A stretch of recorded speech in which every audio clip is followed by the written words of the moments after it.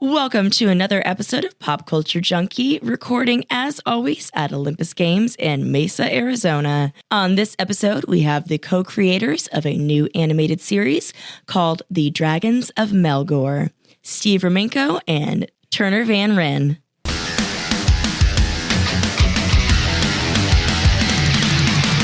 Fill me up with a barrel full of monkeys, as I hate being bored, I hate being bored. Load me up, cause I'm such a junkie. Every day all I want is more. So entertain me right now.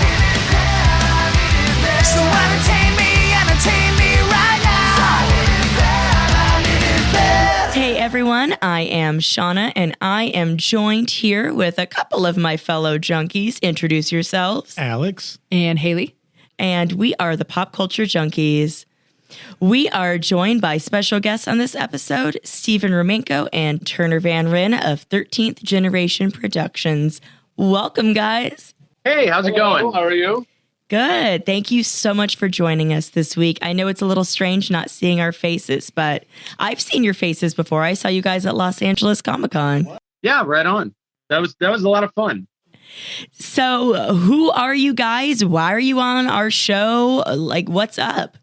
Well, Turner and I are basically a production company, 13th Generation, and we've been working together almost 2 decades now. Whoa. And yeah, it's crazy. Siblings, pretty much.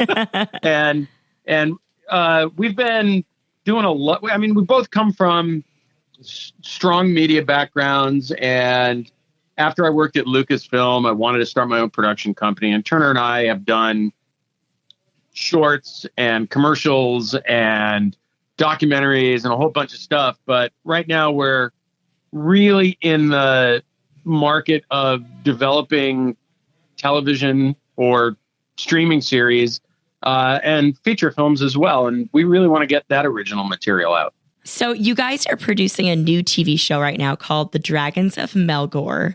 You call this show an animated science fiction adventure that is grounded in our flesh and blood world. Oh. So can you tell us a little more about that? Sure, Turner, go. Go? Turner, you're in.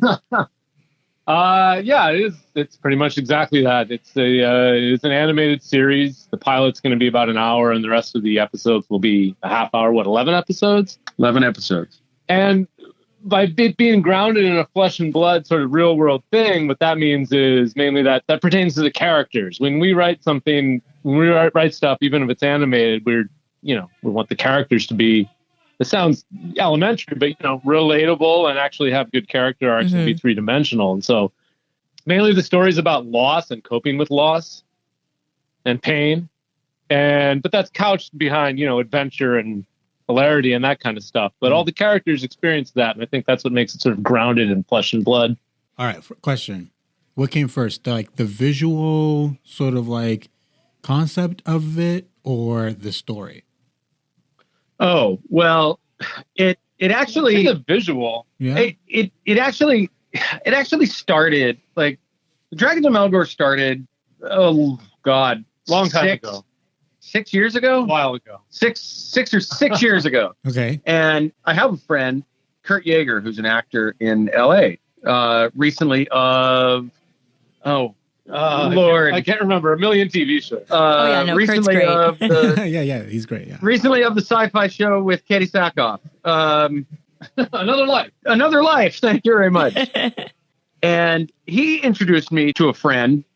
He was friends with Richard Hatch, who played the original Apollo on Battlestar Galactica. So Richard and I had lunch, and I became friends with him. And I thought to myself, in our discussions, I was like, why aren't all these actors from 70s and 80s TV getting more work? Because they're really good actors. And we're like, we got to figure out stuff to do with all of these talented people. So we kind of came up with an idea for a feature film and showed it to Richard. He bought in. He bought in all the way and really, really wanted to do it. And we started doing development on it. And then lo and behold, Richard passed away. And we were stuck with, what are we going to do with this? Because Richard was not only in his he was one of the main characters in his own persona. He played himself. Yeah.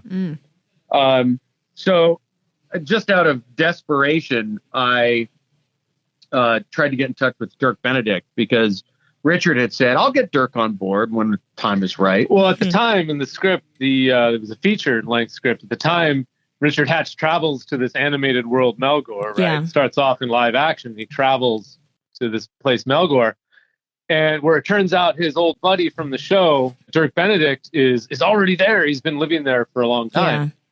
And so we just had the idea, well, I thought, well, what do we do? We can either wrap all this up and walk away, which would suck, or I can find a way forward. And I thought, well, okay, why don't we don't have Richard.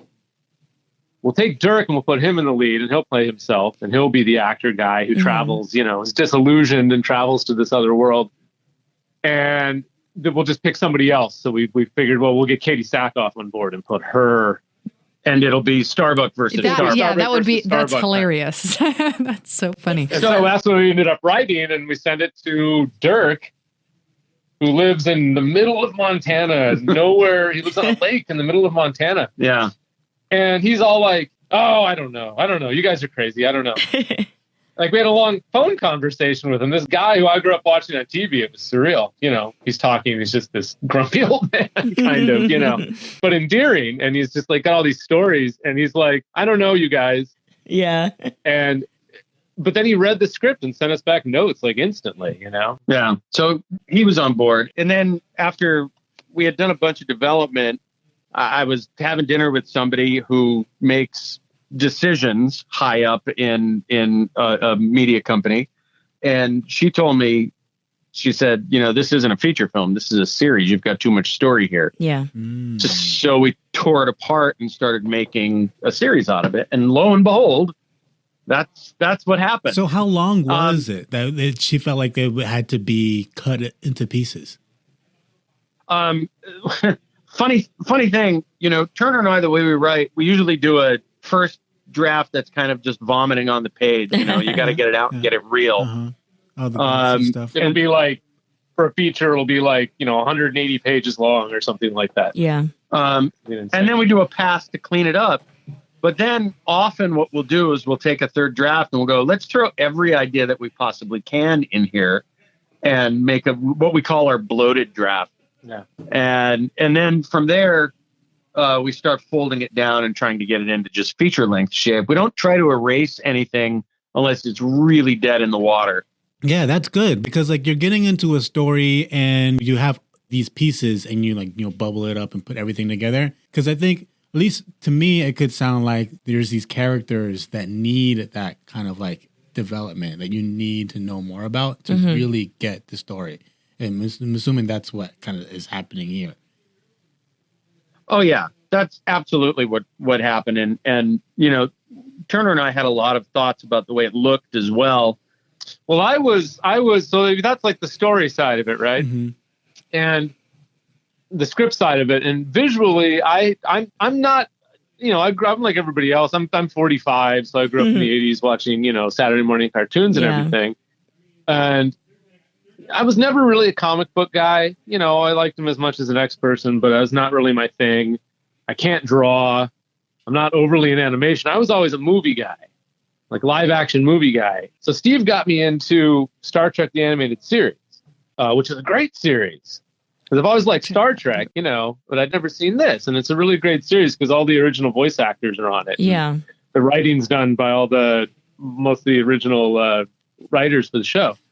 And I was watching one of them one day and I realized it was one, I don't know, there's like some giant living computer or something, right? And they like are transported into the middle of this huge room that's like a quarter mile across or something. And there's like weird organic stalactites hanging down in front of camera and all this stuff. And they're just like little, dots. And all of a sudden I started thinking, why, they didn't do any of this on the original series, obviously, because they couldn't afford it. And I realized you can do anything you want with animation. It doesn't matter. You can write as big as you want. You don't have to worry there's no limitations.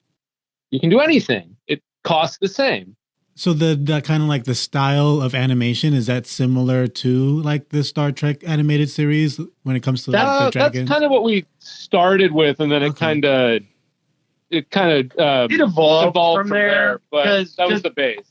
You know, we talked to our various art directors over the last couple of years, and it kind of evolved because we felt that the Filmation animation, which is, you know, kind of low frame rate, we felt that it was a little stodgy, and that audiences today, we could do better for them. We were looking for a way to sort of like, you know, okay, it's one thing to be really rigid about it. It has to look exactly like it's from 1974, right?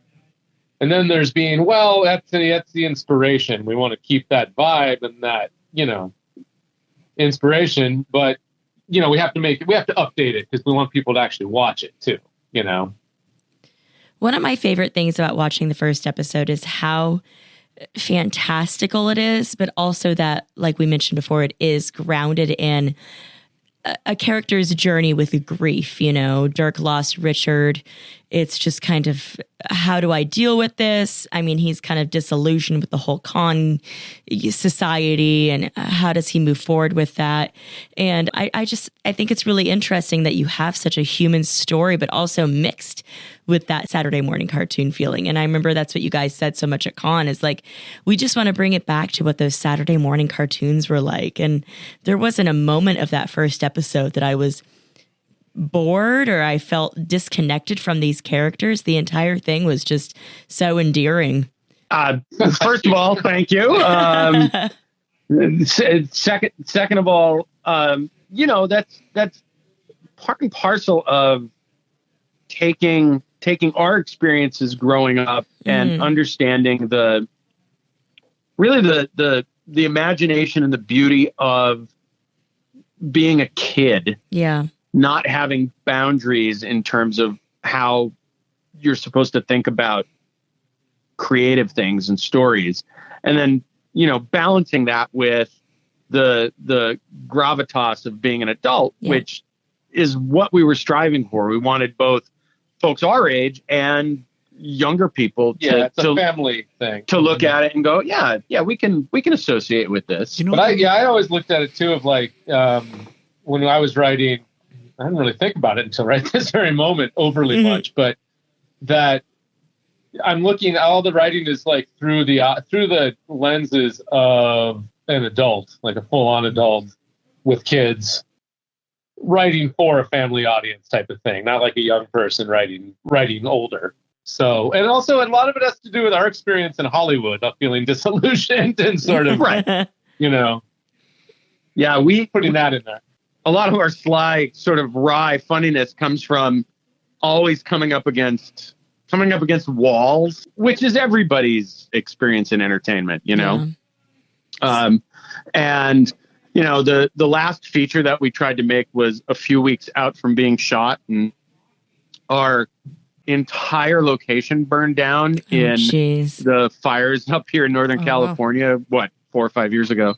And it burned down, and Turner calls me and he's like, "Hey, I think our location's burned down." I was like, "What?" All casual. And I looked it up, and sure enough, they weren't just burned. It was ash. Man. Yeah. Oh, and we're like, well, and then I put a new budget into the executive producer, and they shelved the project. Man. So that was actually, that's kind of my question is, you know, you talk about this has been kind of in development for like the last 6 years. I know, like for me, not being, you know, in the industry, quote unquote, when I hear something is in development, I have no idea what that means. So like, where are you guys at right now as far as it being in development? Sure.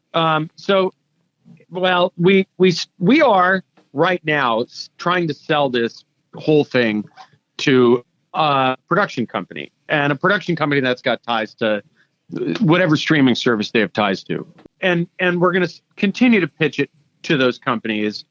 And when we're talking about development, like we have developed it to a point where we have a pitch, and that pitch, as you all took a look at it at the con and what we sent you, has video and also documentation and story and lots of character sketches and stuff. Yeah. And all of that probably will get redone when it gets picked up, because it has to get retooled. We're hiring new artists, all of that stuff. So, development you're right. It's a really nebulous term. Well, like you can write 2 pages and say, I'm in development on something. That it's kind of a euphemism, I've come to realize, for pushing a project as far as you can with no money. And then when you get to the end of that, you push it as far as you possibly can. Got it. Okay, so my body is currently in development. My fitness is in development. All of my goals are in development. I mean, that's essentially what it means. And then you're building a thing that you can, again, like Steve said, many things are going to get redone, probably most of it, right? Like the art stuff.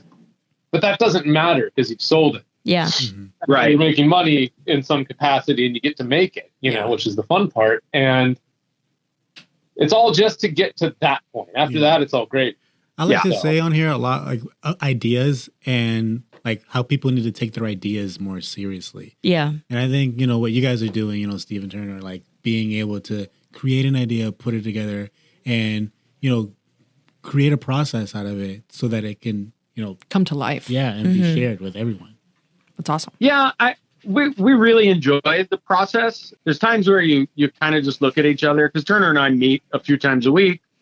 We put quite some hours in, and there's definitely times where we're looking at each other in the office, in the studio office, and we're just like, "What are we doing here today?" I have no idea. Yeah. Why? We have like a back burner of like script ideas and things like that are all in development. And so we try to work on something every week, because the way we look at it is that it's band practice. It's band practice. Yeah. You just keep doing it until something gives. What are the next steps then for Dragons of Melgor? Like, where are you pitching this to? Where do you see this going? That's a great question. I am currently pitching. I pitched last year at the Auto International Animation Festival, and I'll be pitching in Miami in July, and then I'm going to go back to Ottawa. A lot of the feedback that we've got has been, we're not quite ready for this. We really love it, and that it's difficult for them to wrap their heads around an original idea that's not attached to a comic book or a toy or, and that's fine. That's the game. And we're just going to keep, I've already said this, that Turner and I are going to keep pressing this thing and keep pressing everything else that we're doing until it breaks through. I mean, we're currently, we've developed the Dragons of Melgor up on, as far as it can go before we get money behind it. And we've locked in actors, and we're farther along than a lot of people who get greenlit. So we're aiming to do another show that's just skewed a hair younger. And we're working on it right now. We should have a pilot ready, probably in another 2 or 3 months. Awesome. It's called Starlight Movers. Okay, tell us about Starlight Movers. Yeah, so Starlight Movers is an idea that our friend Brian Hess came up with. He's our art director. Resident art director. Good drawer guy. Yeah. And he's an animator. And you can find him at hesstunes.com. He's got a lot of comic book sales, and he goes to cons and is always at artist tables. And he had an idea with another friend of ours about this story of basically it's like Firefly with kitties. Oh, wow. Kitties like meow meows? Right. Okay. So A little bit he of had those. he had a couple of stories outlined, and he knows Turner and I are screenwriters as well, and he said, "Hey, can you guys take a stab at this, because we really want to do it? I've got a comic book deal for it already." Wow. So we wrote a pilot for it. We wrote all the episodes, and we've got some really great characters, and it's funny. Yeah, it's funnier. It's more happy-go-lucky. It's more. Yeah, it's not as heavy. Yeah, you know how it's like The Empire Strikes Back can be kind of heavy, Yeah. and Return of the Jedi isn't. Okay. All right. Yeah. The kitties return. Yes. Okay, we're being derivative? Is that what you're saying? No, we're not being derivative. Everything is derivative if you think long enough about it. That's It's a little true. derivative. It's fine. I'm okay with being derivative as long as somebody buys it. I don't care. Totally Please give me money to be derivative. Some of my favorite things are absolutely derivative of my other Of favorite course. things, so it's okay. Okay, so speaking of being derivative, I noticed there's a lot of Battlestar Galactica influence in like even the font, like the 13th generation productions. I'm like, I love it. Like, so say we all. I'm so down with that. But is that and then obviously, you've like your whole idea with Dirk and everything is all about Battlestar. Was that like your show? Was that like the main That was kind of my show when I was a kid. I'll say that. I was when I was on. I didn't see it in its initial run because I was only one. I did because I'm old. But I'm old too now. We don't out our ages here in Pop Culture Junkie Podcast. But I think I saw it in like, I don't know, it was on like the local, Channel 11, KOMO Channel 4 or whatever. Like when I was a kid, like on Sunday afternoons or something, in like 1983 or something. And like I was fully into that show, like all the way, man. That's awesome. The Battlestar Galactica connection for me is I was there when it was, premiered on ABC. I was fully into that show. As a 2-hour, it was a 2-hour movie on ABC. It was awesome. Pilot's good. The whole show's pretty darn good, actually. And, I really got, Turner and I watched a lot of them over and over and over again, trying to pull like what we could from it because we really love the show and we love how big it is. Yeah. And With the money to have. right. And the only thing that show suffers from is being on network TV in 1978. The writing's big. The characters are No fault of their own. No. no, the characters. It's kind of. I think you mentioned the Melgor being kind of grounded in real life and everything, and Yeah. it's like, which is for us an important writer thing, but also I think I learned all that. I didn't think about it till my adult life, but I think I absorbed all that stuff from watching good TV and stuff when I was right. a kid. Watching stuff like Battlestar Galactica, where, it suffers from being on network TV because they don't have a lot of money, and they recycle the same effect shots over and over and over and over I mean, again. my favorite TV show of all time is Buffy the Vampire Slayer, and that is Okay, that's all right. UPN 45.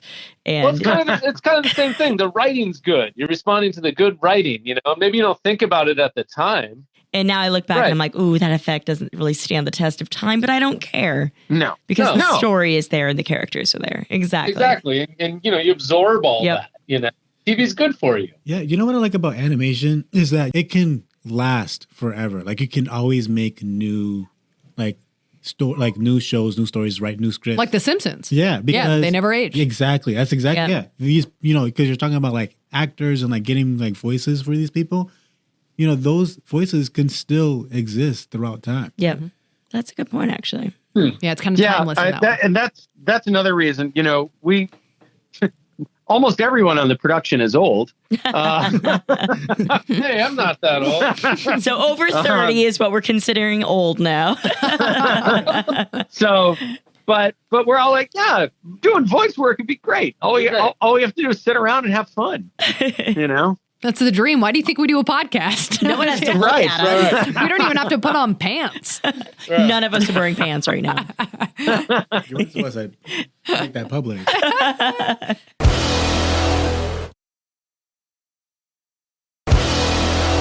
So tell us a little bit more about the crew behind the production. Like, so are you guys the lead are you two writing it completely? Yes. The pilot or the whole series? Well, the pilot is Turner and I, and Turner and I have outlined the entire series. We've not written every script for the entire series. No, Yeah. because Outline. all that's going to go into a writer's room, and we'll hire writers. And Frankly, I don't want to write every single. I would like to bring other people on, and if it's a series, have it be different directors, different writers too. It's all within the vein, and we're the executive producers. But I want other people's perspective. Yeah. right, Cool. Yeah, Right. I never thought of that. Like, depending on what network you picks up the show, how much the show can actually change. Are you like afraid of you'll that? see pilots from back in the day on TV that are like totally different from the show, like in season 2 or something. You know, I mean, if you look at prime example of Star Trek, Star Trek's a different actor in the pilot. You know, Oh, wow. The entire look is different. different. Yeah, it's more 50s. Is that scary to you to think about handing over like this thing that has been your baby for like 6 years and potentially having someone come in and be like eraser and changing things? No, I think that as long as, and this is the thing, is like, you know, we're in a position where we can say no because we're already poor. Okay. Yeah. We haven't put all our eggs. We're too old to hustle. Is the other thing. Like people are always like, well, you guys should do commercials. You should do this or that. And I'm like, that's a hustle, man. I don't want to do that. That's another 50-hour-a-week job. Yeah, I'm not into that. I have a job. I have 2 kids. You know, like if I'm going to do something, it's got to be for decent money on my terms. Otherwise, I'm walking away because I don't have all my eggs in this basket. I'll be sad, but like it won't end my world. The vision that we have is malleable. Yeah. As a, you know, I'm going to be the showrunner on this film because I am the showrunner on this film. And whatever happens is not going to be less than the vision that we have. It might be a little different because we've got other people involved, and that's good. That's good. Ultimately, that's a good thing. But you know that you set that starting off point and you have the solid foundation of what it's going to be. Oh, yeah. Yeah. Absolutely.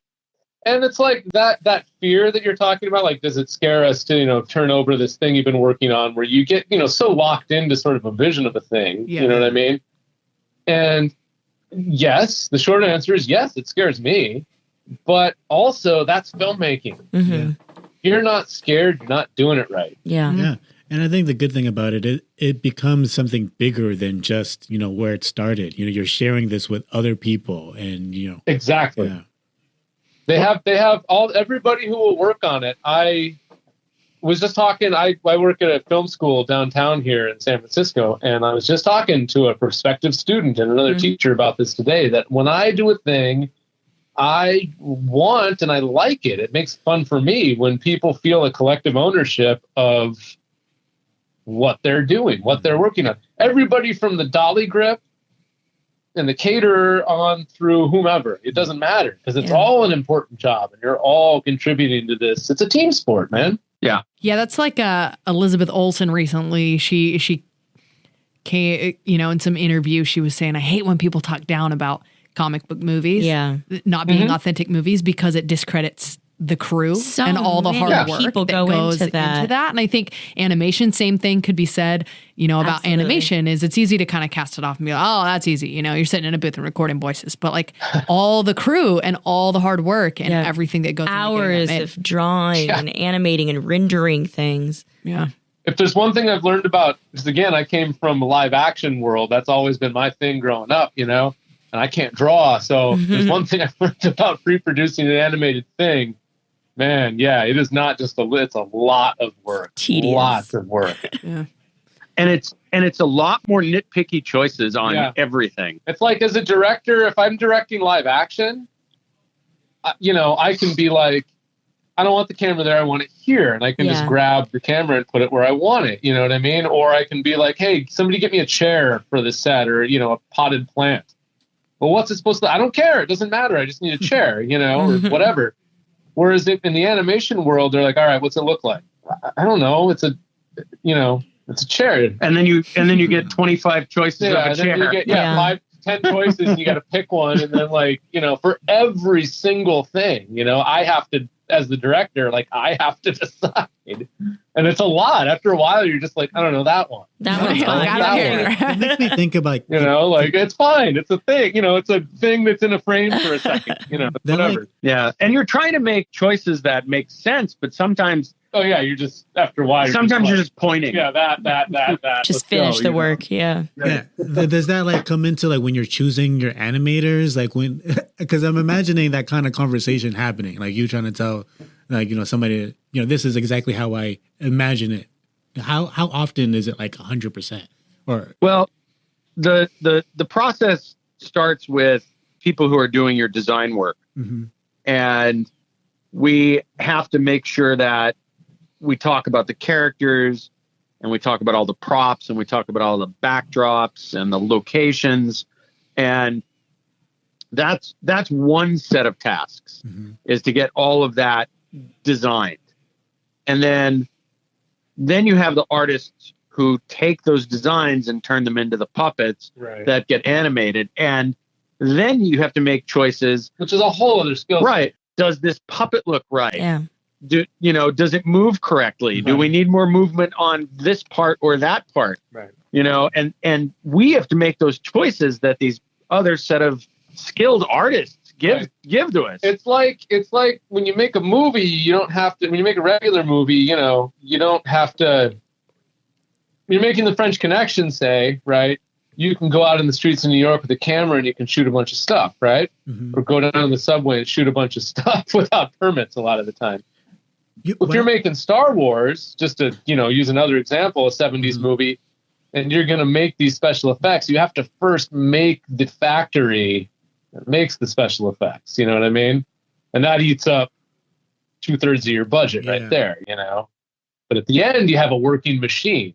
Yes. Yeah. Speaking of Star Wars, I gotta call it back because I know we had an early mention about working at Lucasfilm, and I'm dying to know more about that. Dropped that in. Actually.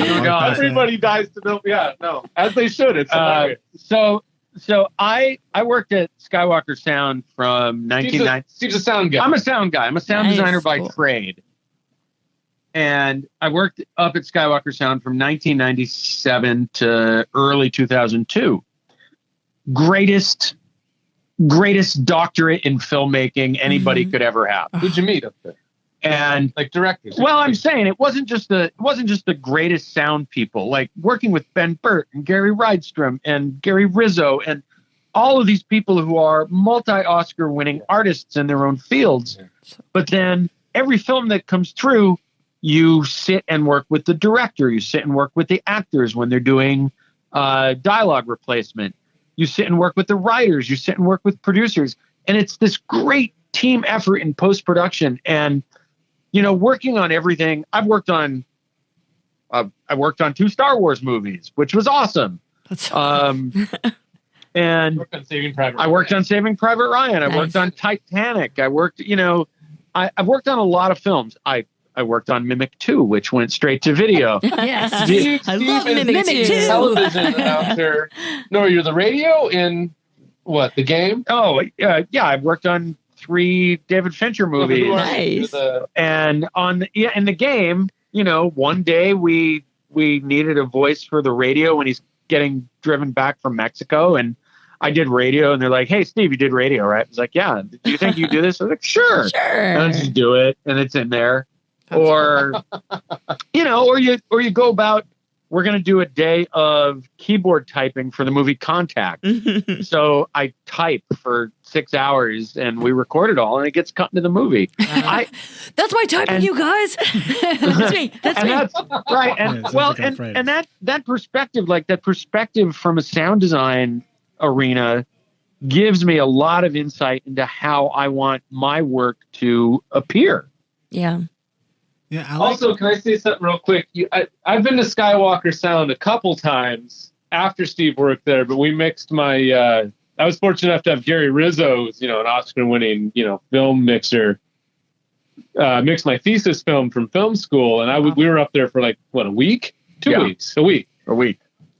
And nobody was there. It was in the off season, but I saw a couple people, and it has this real relaxed atmosphere. So I can only imagine if you work there on these big movies, these people come in, but they're, you're deep in the process of filmmaking. You're in post-production, and it's sort of the barriers. And you're in the woods in Northern California. You're not in LA. The barriers. The barriers are gone. They're gone. So if you pay attention and keep your ears open, you learn a lot of stuff. Yeah, it was a great experience. It was an awesome experience. Cool. I was incredibly fortunate to be up there for that long. That is awesome. You talked to Francis. Yeah, I get to talk to Francis Coppola. That's crazy. No big deal. No big deal. No, I mean, I'll tell you though, I've been in the entertainment industry 30 years now, and I'm just about far beyond being starstruck because they're just folks, you know. Actors are just folks. Directors are just folks, except for 2 times. One is I worked on The Legend of Bagger Vance, and Robert Redford directed it. Yeah. And Robert Redford, sitting and having lunch with Robert Redford is kind of weird. Just a little bit. It's just weird. And I had a Fossil watch on, and he had the same watch. And he goes, "Hey, we got the same watch." And I was like, "Shit, I got the same watch as Robert Redford." That's awesome. That's cool. What was the second time? Yeah. And well, the second time, and this is when I was a younger person, I was at a Star Trek convention where I grew up in Scranton, Pennsylvania. Yes, Scranton. See, everybody Everybody said knows that. Scranton, yeah. Everybody said, and you know what? I've never watched an episode of The Office. You would probably be like, "This isn't Scranton at all." It's not my Probably Scranton. not. I'm totally ignorant on the subject. Oh, it's a funny show. Anyway, but I was at a Star Trek convention there, and I walked around the corner of one of the hallways. I think it was in the Catholic Youth Center in Scranton, PA, and I walked around the corner and I walked smack dab into Leonard Nimoy's chest. Oh, gosh. Man. I hate it when that happens. Yeah. And this is... How old were you? You This said is you were a kid? 1990. Oh, man. This is 1990. So, you know, I mean, he was still a younger man. He's a famous guy. A younger, super old guy. A younger, super old guy. Much like we are now. So I, you know, and it was like right in front of a Coke machine, and he was patting his pockets, and he said, I do not have any change. Tell me you gave Leonard Nimoy some change for a Coca-Cola. I give him 50 cents for a Coke. Yes, My you boss. did. It cost 50 cents. And I was Absolutely. like, I spent 5 minutes talking to Leonard Nimoy. That was Oh, fun. man. That was worth Incredible. 50 cents. Look at that. This That's is a cool. shout out to all of our fans. Just loiter around Coke machines at Comic Con. I Bring tell 50 you, cents. I come from, you know, the original Star Trek conventions, and I have loved and embraced all the con nerdity there is, because I am a nerd. Turner's a nerd too. We're all I am. nerds. Yeah, you're almost. Yeah, we figured when we talked about Battlestar Galactica, we're all nerds here. You're amongst friends. You know, we're the Pop Culture Junkie podcast. We would be remiss if we didn't talk to you guys about some pop culture. We want to know what you grew up on. Yeah, not just TV, but movies, music. What was like the pop Yeah, culture what you shapes absorbed? you? Well, Steve saw the first airplane Shut up. ever. Surely you must be joking. What were the steamboat days like? What was Tom Sawyer like? Oh, the actual first airplane. The Wright brothers. I have always been a TV junkie. I grew up a TV junkie, and I used to go to the movies every weekend with my mom.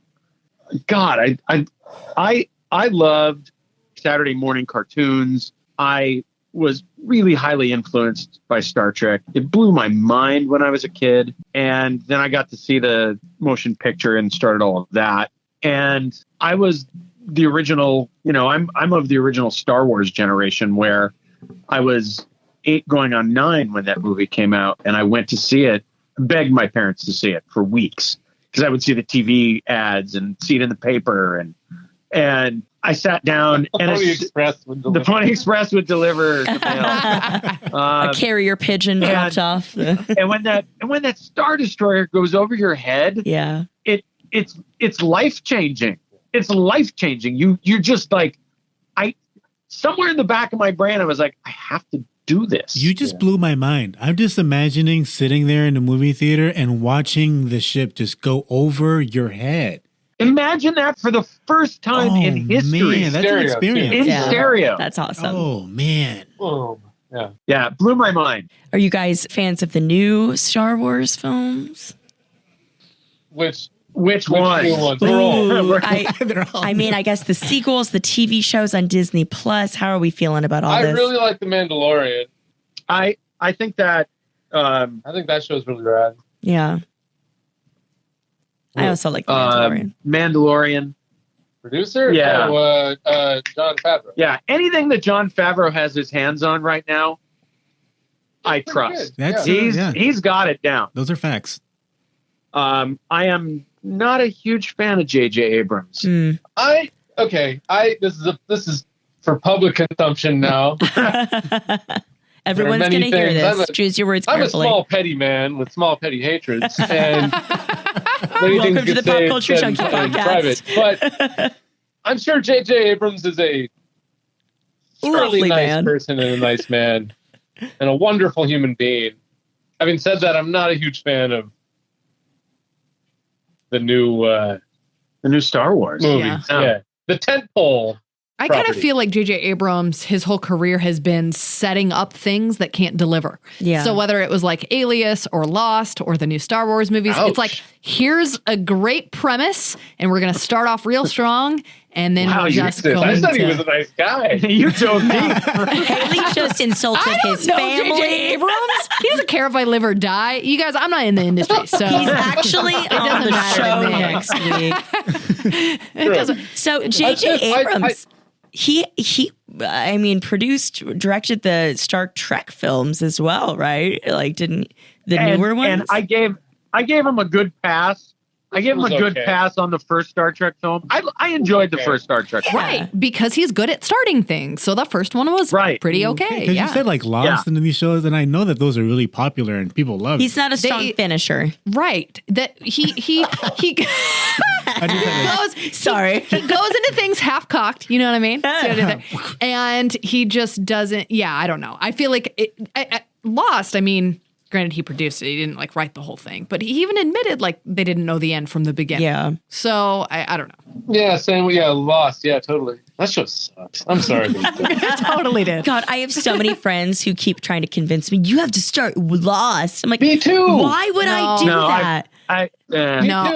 saw someone. I just know people don't. I saw someone. How many on, seasons is it? Yeah, Right? There's like it's too many. 15 seasons. No, okay, there's yeah. like 6, but still. It's 6 too. It's like 4 too many. But the thing, The only thing you will be after watching Lost is older. yes, Lost? yes, It's a little What you mean? and lost, and still and a lost. little lost. I saw someone trying to convince, like in a comment section just the other day, trying to convince people that instead of making this season of Stranger Things, they should have rebooted Lost. Oh my God. Just, Well, you know what? Well- Here's the thing. I hate when people outside of the industry go, these shows suck. And then I also shit on some shows. Sorry for the curse. oh, But- we hate We curse shit words all the here. time. No, you're fine. But that doesn't take anything away. It takes nothing away from the people who are working super hard on it. exactly. Because, I know that you can have a great cast, Mhm. you can have a great premise. If networks or production companies come in and go, well, we got to rewrite all this, or this isn't working, or we're cutting your budgets, that kills a lot of what happens when it goes into a TV show Yeah. or a movie for that matter. Yeah, the problem with the new Star Wars movies, it's not necessarily J.J. Abrams, is that the scripts are terrible. Yeah. The writing is bad. There's and just it useless all begins with characters. the Yeah. writing. Yeah. If it's not a good story with good characters that you give a rat's ass about, then why would you bother throwing $200 million at it? Yeah. Yeah. And aside from, everything that happened where, they set up Finn to have this. I was just thinking about Finn. Yeah, this while we were talking amazing about that. plot. And then, completely just cast Didn't that. know what to do with him in the Yeah. slightest. Well, And- and- They then- don't do anything with him. Yeah. Right. Yeah. And then I look at it this way though, like, especially with the Star Wars TV shows, one, they're Star Wars TV shows. And I look at Star Wars like I look at James Bond films at this point, Yeah. where they're going to come out, they're going to be mediocre to good, and you're going to go see them. Yeah. Just like a James Bond movie. See, that was a harder pill for me to swallow because you say you were a Star Wars kid when you grew up, Steve, Yeah. right? But Yeah. I was like, I grew up in the 80s. I'm a little old. I'm younger than you, and I grew up in the 80s when it was like, I was full on, straight up. And I was born in 1977, and the first movie I remember in my unconscious sort of seeing was Empire Strikes Back. Oh, See, the first movie I Like- remember is The Jungle Book. And like it Aw. was, you know, a lot, you know, and so it like pervaded, you know. And I grew up on Raiders of the Lost Ark. That's my jam, That's awesome. like big time. It is funny seeing these movies kind of get, I mean, for lack of better terms, kind of milking the cash cow, right? Like I saw a preview for the latest Mission Impossible movie last night. You could not pay me to tell you what the last Mission Impossible I have movie was no, about. yeah, I have no. No idea. is there Well, I another mean, like you Tom know, Cruise? it really depends. Like popcorn movies have always existed. Yep, they're right? all popcorn movies for sure. Spielberg. I grew up in the 80s. Right. And you know, there's more movies now. Movie filmmaking is more prolific than it's ever been. You get more movies. So there's going to be the gamut of movies that are kind of Yeah. movies that are horrible, and then movies that are really good. And it's always taste. Look, the new Jurassic Park's coming out. Yeah. Ooh. Turner's not going to see it. about this. He You hates know what? those things. Yeah, it's so You know what? funny. I would- love dinosaurs, and I'm going to go see it. Yeah, okay. I wouldn't care about that at all if they weren't bringing back like the originals, but I thought there's probably a lot of people just like me that are like, I'm only going to go see it because like I Jeff want to see Goldblum's Jeff in it. Goldblum. Yeah. Right. But how smart is that of them to be Yeah. like, okay, well, the last one, you know, like people are probably Sure, burned they'll wrap it out. up. We got to mix it up. Yeah.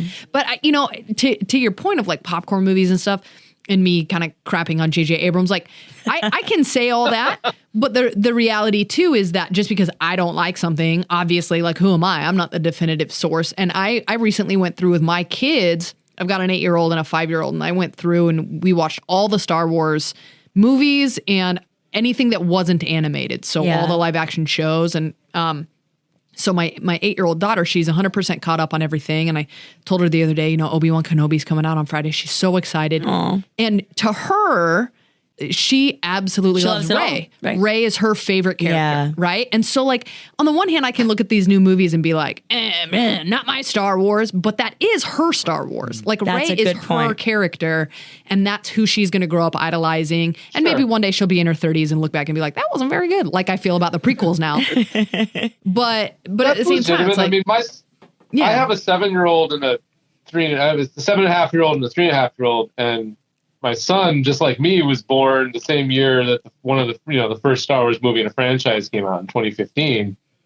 And so, you know, that's the Star Wars he's growing up with, you know, and like he, you know, I saw the last one in the theater with him, and I hated it. Hated it. Like I was like, I said this, and I still say this is the worst movie I've seen in the last 10 years. Oh my gosh. Worst I am movie I've seen in the controversial because I last 10 loved years. that movie. I loved it. And that was I terrible. read Raylo fanfics, so that's But he probably loved why. it, you know, he was just like super Yeah. into it. And I Yeah. was just like, you know, you go, man. You're having a good time. Yeah, What do no I shit in care? his cereal. Like, yeah, like that's what he's growing up with. Right. Yeah, Exactly. It's Yeah. his thing, man, and it's Yeah. whatever. Yeah. No, I mean, everybody's got an opinion. Yeah. That's It okay. doesn't matter. yeah. Doesn't matter.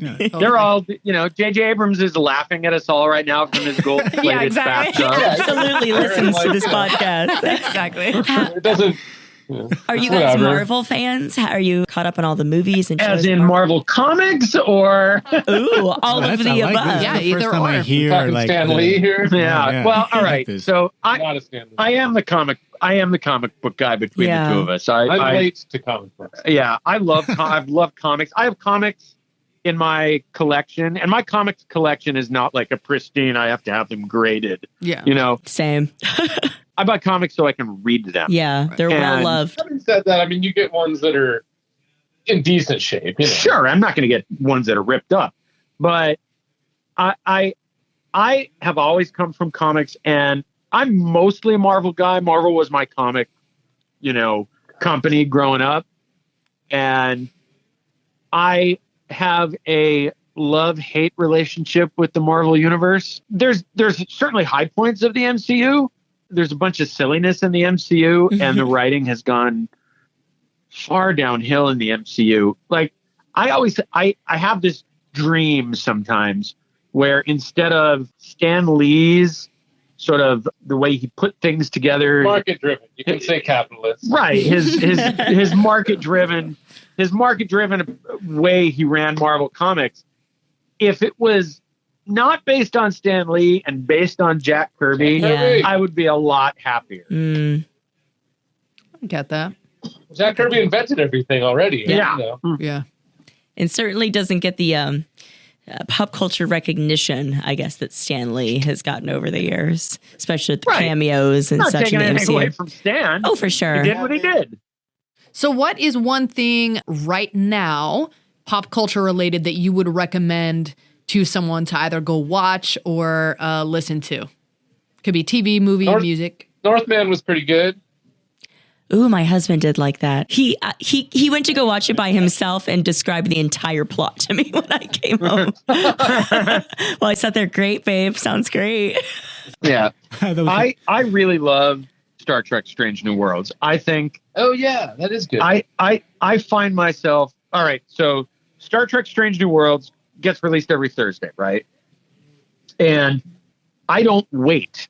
That is my breakfast every Thursday morning. Nice. And I find myself cheering for them because the Federation and Starfleet, they're the best trained humans ever. Oh, yeah. They all have master's degrees, and they all have to go through astronaut training and combat training. I mean, same. yeah, it sounds like a lot. And they all have these hobbies. You I know? relate, Yeah. I And they're all relate. cut. I mean, yeah, no, I'm describing, you essentially, but Nice. right. Awesome. Very nice. That is a good show, though. You started told me to watch it, and I watched it. It was really cool. Yeah. Much better than Picard. Nice. Shauna, what are you watching now? I feel like we haven't checked in with each other. Like, I need more Rex. Give me more Rex, you guys. Oh, gosh. What am I even watching right now? I've been watching reality TV. I've just been like feeding my mind with just trash. Nice. No. Now, recommend some trash, please. 90 Day Fiance. Just like watching that, just people like think whether or not their relationships work. And then also Below Deck, there's two different kinds. There's just like Is this just like people having sex on a boat? pretty Oh, much. man. Like they really want to. Below Deck? Below You don't Deck. know? No. And there's like different, there's like crew. different Oh, God. types too. There's an Australian one called Down Under, and then there's Oh, another one that's called below. what is it called? Sailboat. There's a lot of innuendo in these titles.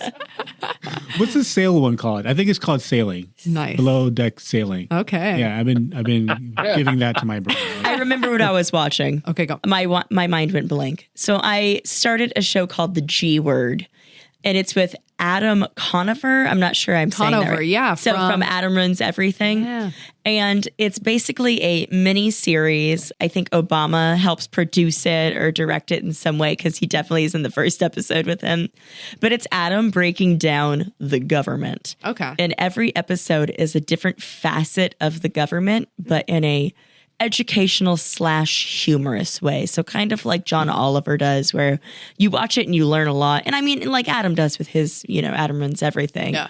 But the first episode was about the USDA and big food and stuff. So Shauna is on the education I'm train on and the Alex is on the education garbage. What do you mean? I'm getting educated. Show skills and whatever. I like it. It's good. how to make a Balance is cocktail. important. you know Balance what I is mean? very A little bit of important. sci-fi, a little bit of reality trash, a little bit of educational programming. that's my thing right now. That's the beauty of streaming. It's like Some whatever you space want, stuff. it's out there. I'm really just waiting for Stranger Things to come back next week. I feel like I have so many shows that I have one episode left of or like a couple of. Like, I still haven't finished Witcher season 2 or the first part of Ozark from the final season. man. Like, I just watched it last night, but I still I'm like halfway through that. Yeah. The ensemble Of Ozark? Yes. Oh, it's so You could get weird and do Raised by Wolves. There you go. Yeah, Raised. pretty much. Man, I love Ruth Langmore so much. Yeah, she's my favorite. What have you been watching, Haley? Yeah, I mean, I'm kind of in a show hole right now because I'm just waiting for Obi-Wan and Stranger Right? Things. But I did finally get to the theater to see The Unbearable Weight of Massive Talent. Oh, I want to see that. And it is like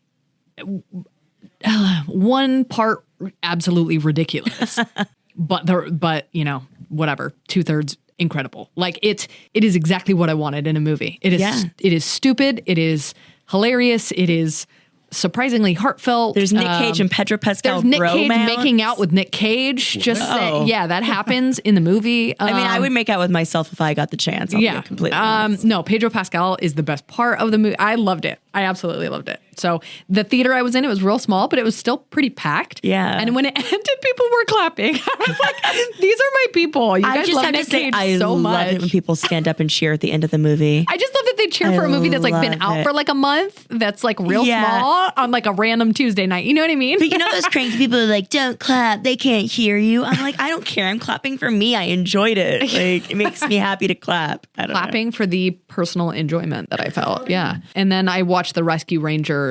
Oh, movie. I did watch that. I watched the Rescue Rangers movie too. Which was like, it has gotten so much hate online. I enjoyed it. I thought it was just fun. I mean, like, I think it's getting hate from people potentially kind of our age that are like, I wanted Who Framed Roger Rabbit again. Exactly as good.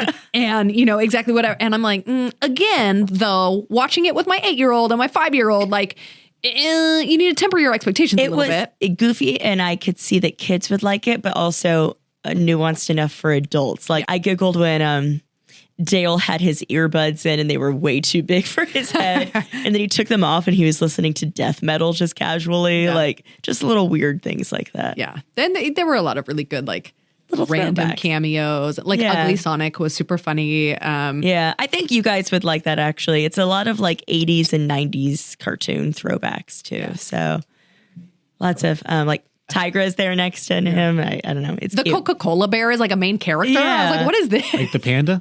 Like the white, the white bear. The polar bear. Polar bear. Right. You said I called him a panda too. Science. Yeah, fat old Peter Pan. Which disturbed my kids, by the way. They were just like, why is Peter Pan so gross? Sometimes as we get older, we consume various substances and grow hair. My daughter was very concerned because, you know, the premise is that they get rebooted.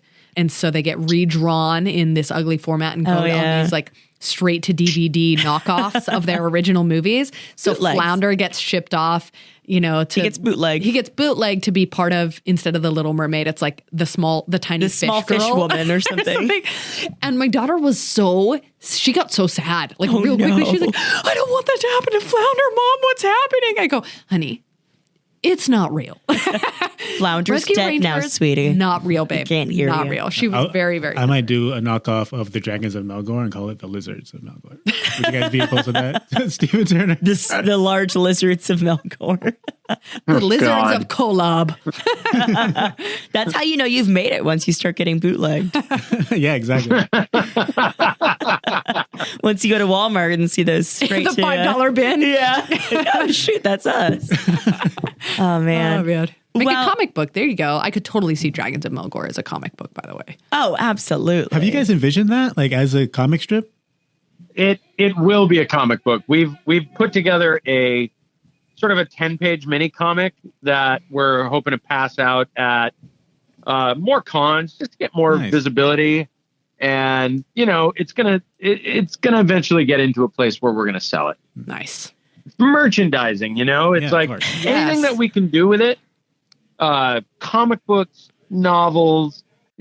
Turner always loves coloring books, coloring books, action figures, towels, jammies, right? Cereal. I remember, like, even in that pitch that you guys had at Los Angeles Comic-Con, there was, like, commercials for action figures, and they looked so legit that I was like, do they have those? Like, can I have one of these? That's my son. I just shot him on my iPhone, and like, that's awesome.